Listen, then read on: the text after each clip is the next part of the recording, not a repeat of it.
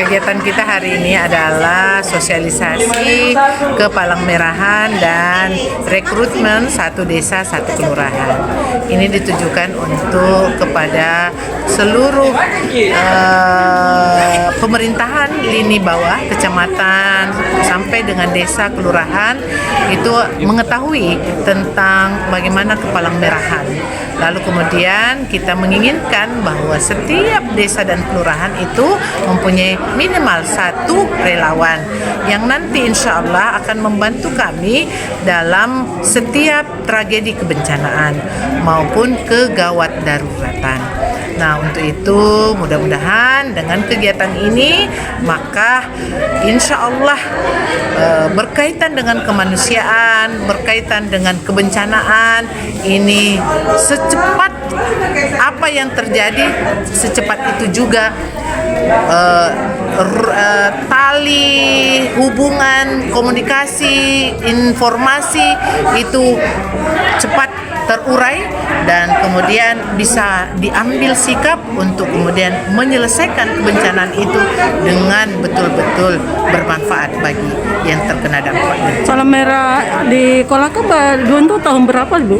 Palang Merah Indonesia ini di Kolaka sudah lama sebenarnya. Seingat saya masih zamannya Pak Andi Pangerang itu sudah ada terbentuk Palang Merah Indonesia sebagai bupati waktu itu, karena saya ingat saya istrinya sebagai ketua Palang Merah Indonesia saat itu. Lalu kemudian bersilih berganti dan beberapa tahun yang lalu dipimpin oleh Bapak Ahmad Safei karena ada aturan yang ketika itu para bupati, wali kota itu tidak boleh menjabat sebagai ketua Palang Merah Indonesia, maka dilakukan pemilihan melalui musyawarah. Dan alhamdulillah. Iya. Terus anggotanya udah berapa, Bu?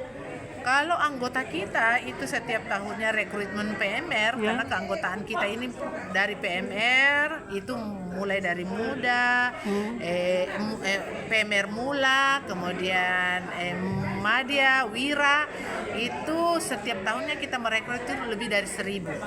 Bayangkan setiap tahun itu sudah 6 tahun berturut-turut kita rekrut seperti itu. Jadi dia sudah bertambah bertumbuh, jumlahnya mungkin sekitar ya kalau ada 10 ribuan ya, kalau ada 10.000 adalah karena itu cikal bakal relawan ya.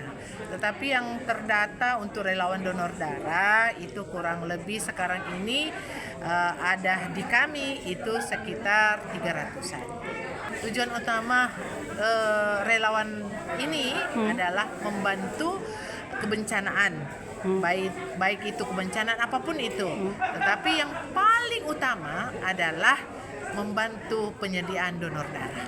Itu yang paling penting dan itu adalah strategi yang dimulai oleh Palang Merah Indonesia sehingga untuk donor darah sendiri itu boleh dilakukan ketika ada PMI.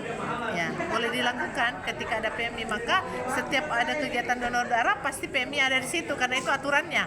Ya, jadi itu. Jadi intinya donor darah. Untuk seluruh masyarakat Kabupaten Kolaka jangan takut untuk berdonor darah.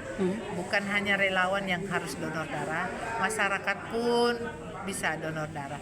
Mulai sejak umur 18 tahun sampai dengan umur 30 tahun untuk memulai donor darah boleh dilakukan. Karena ketika sudah sampai di usia 30 tahun dan tidak pernah mendonor darah, maka agak sulit untuk melakukan donor darah. Maka saya himbau kepada masyarakat Kabupaten Kolaka khususnya yang berumur 18 tahun sampai dengan usia 30 tahun mulailah berdonor darah untuk selanjutnya nanti menjadi relawan donor darah tanpa ataupun ada PMI di situ.